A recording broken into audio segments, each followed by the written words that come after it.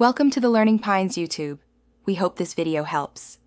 You begin by placing the cursor where you want an emoji.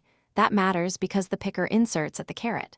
Once the field is ready, press Ctrl-Command-Space to open the compact emoji viewer. This shortcut is fast and works across most apps.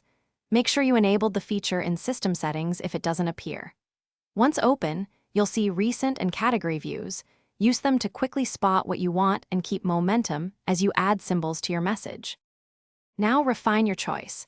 Type a keyword in the search bar, happy, coffee, or flag to filter instantly.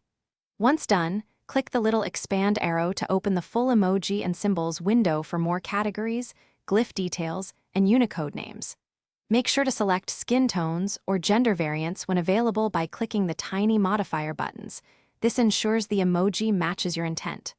Also note the recently used list updates as you insert emoji, so frequently used symbols stay accessible for fast reuse.